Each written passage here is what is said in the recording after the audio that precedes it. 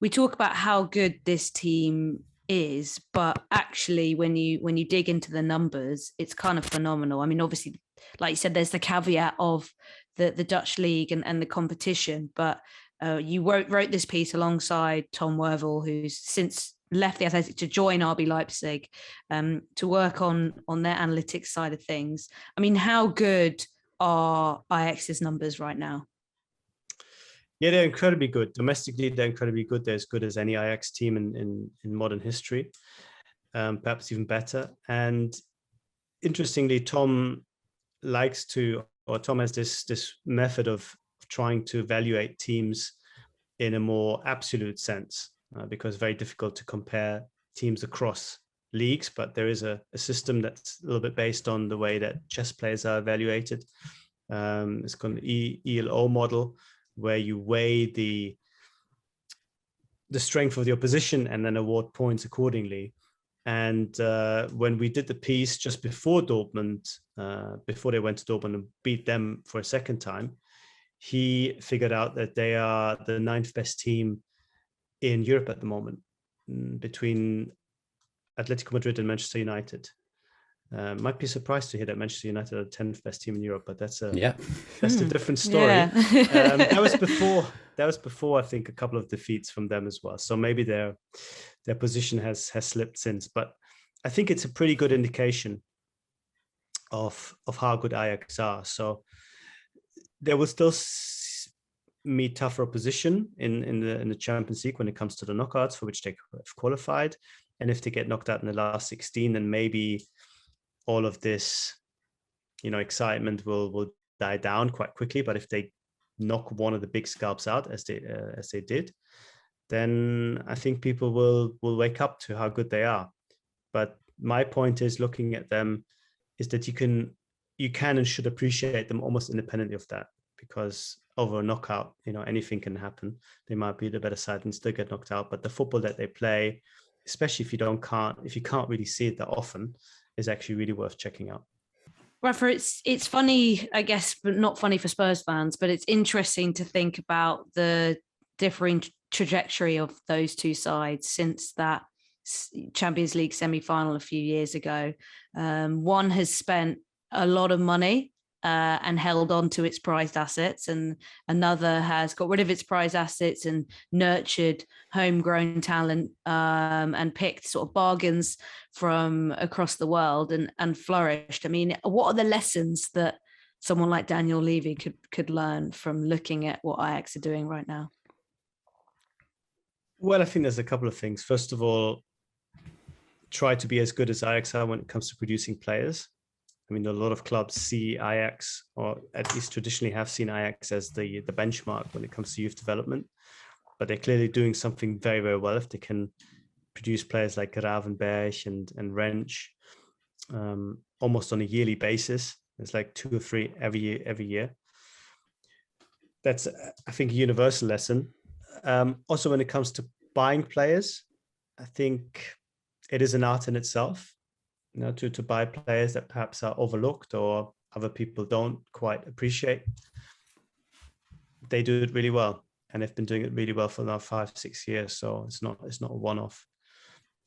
Other lessons I think are harder to learn because the situation of Spurs and where Ajax sit in their domestic leagues is so different that it's hard to come up with too many parallels. But the bottom line always is, I think, try to be smart with your resources, whether that's financial resources or players as resources, players that you already have, players that you're developing. Try just to get the best out of it. And if you look at Spurs since 2019, it's clear that they haven't been able to do so because of a combination of wrong managerial appointments, transfer dealings that haven't been that successful. But of course, also we have to admit and acknowledge that their competition is much harder. And if you're Ajax, you're starting from a very high position. And if you get 1-2 things wrong, it doesn't probably make a big difference. But if you don't get everything 100% right, as Spurs did for a few blessed years under Pochettino, then the drop-off is quite severe because of the competition around you.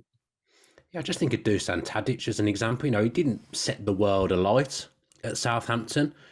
Southampton fans probably weren't that disappointed to lose into Ajax, and he goes to Ajax, just completely reinvents himself, and he's been a sensational player for them.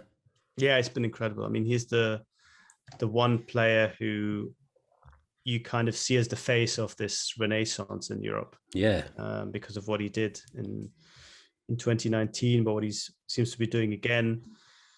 Yeah, I think it's a part of a vision to see a player that doesn't quite work out and think, actually, there is a player there. I mean, Sebastian Haller, leading goal scorer in the Champions League.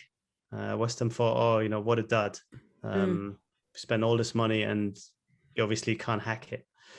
It could well be that Ajax is more his level, but when you then take that confidence and that understanding that you get on a weekly basis from your domestic football and then take it into the Champions League and you're able to reproduce that, it shows you that there is a player there. And yeah, I think it takes a very special sort of expertise and feel for these situations to identify players that aren't nailed on improvements, but actually make them into improvements. And that's what Ajax do really well. And Marc Overmars is such a big part of that as well, because Ten Hag's benefited from his wisdom in his role as sporting director and inherited such a fantastic and flourishing system. And what has his role been in this success, as well as, CEO Edwin van der Sar? What have they done to create this?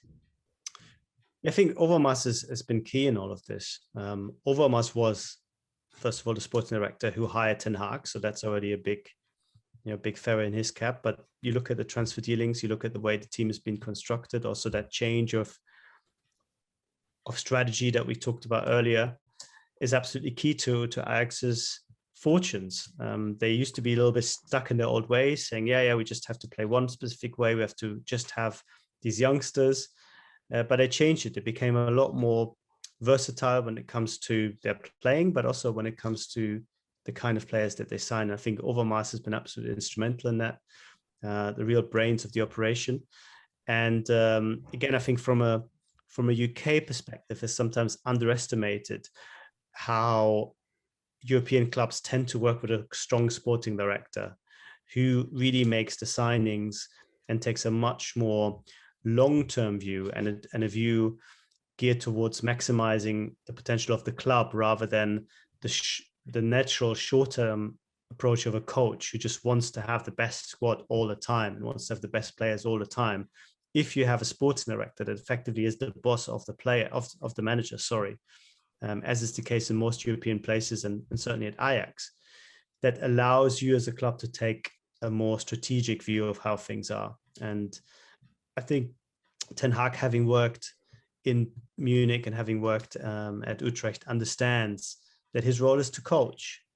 And you will never find anyone saying, Ten Hag, he signed Haller, what a great move. He wouldn't have signed Haller. He would have been consulted. He would have said, yes, I like the player, but this is Ajax. This is Overmars finding these players and making these big calls.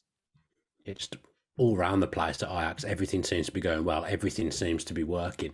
Rafa, what do you think the future holds for Ten Hag? You mentioned in your piece, you talked about Bayern become his club, and he's had a stint there before. Maybe one day he might end up back there. Is that the logical next step for the manager? I think it's a logical step for him, but unfortunately that route seems to be blocked for a few years now with Nagelsmann being in place. He was twice in the running, and twice I think Bayern weren't quite sure for similar reasons that Ajax or the supporters might have not been quite sure, because of his personality, because of where he's from. Does he have the charisma? Does he have the presence to control the dressing room with Lewandowski, etc.? But it was very interesting because when I initially pitched the idea of doing something on Ten Hag, that was before they won against Dortmund, and the idea that I said to my editors, like, let's write about Ten Hag, because he's almost sort of been the forgotten coach of European football. 2 years ago, everyone talked about him. Then he had one less exciting year in the Champions League, and all of a sudden nobody talks about him. Since then, of course, the situation has changed completely, because now he's once again flavor of the month, courtesy of those results against Dortmund. I think he is a very clever guy, and I think he understands that he needs to work in a very specific environment with people that he trusts around him, above him.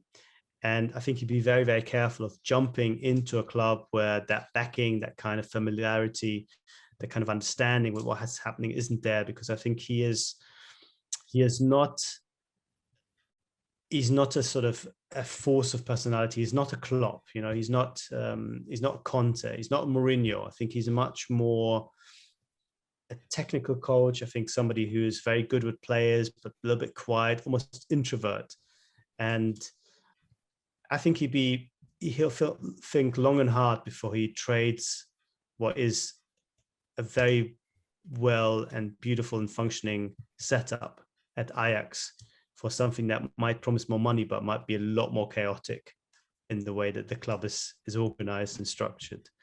And be really interesting to see what's going to happen next for him. I can't predict. I'm not sure he can.